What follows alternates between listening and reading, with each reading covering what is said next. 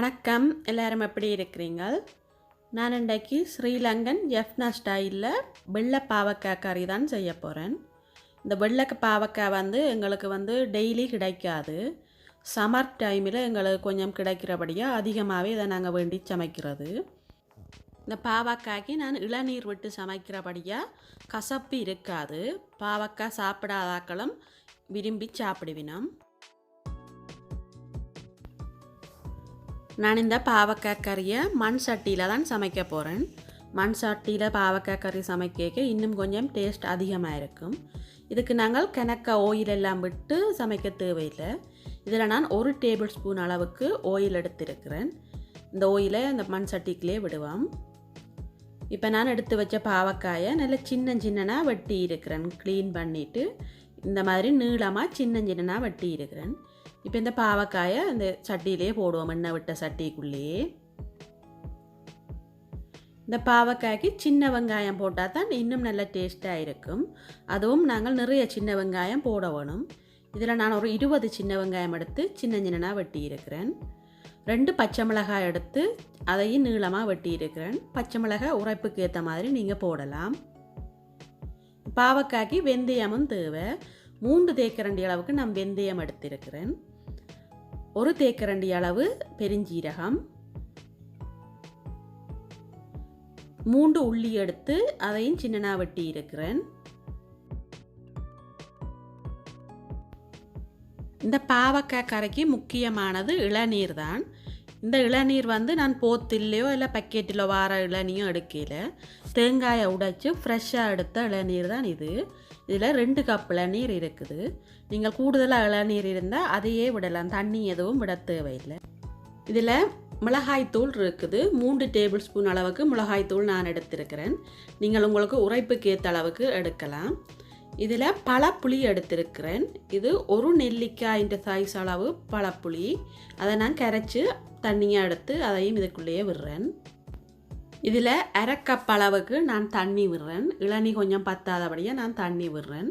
நீங்கள் புல்லாகவே இளநீ இருந்தால் தண்ணி தேவையில்லை. இப்போ எல்லாத்தையும் சேர்த்து நல்லா மிக்ஸ் பண்ணி விடுங்கோ. மிக்ஸ் பண்ணிவிட்டு நாங்கள் அப்படியே தான் அவிய வைக்க போகிறோம்.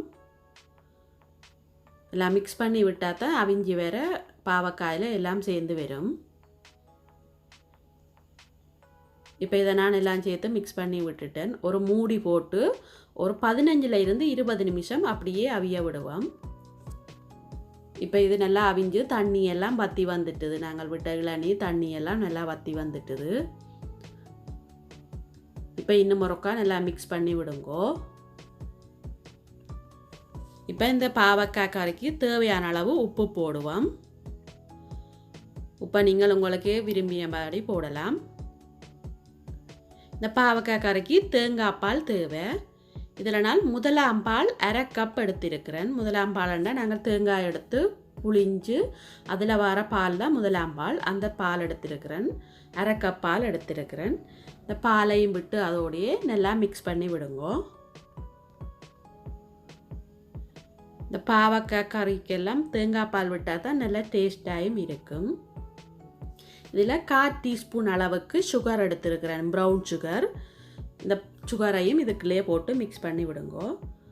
கொஞ்சம் சுகர் போடைக்க டேஸ்ட் கொஞ்சம் வித்தியாசமாக காட்டும். அதுக்குத்தான் கொஞ்சம் கருவேப்பிள்ளையும் அதுக்குள்ளேயே போட்டு விடுவோம்.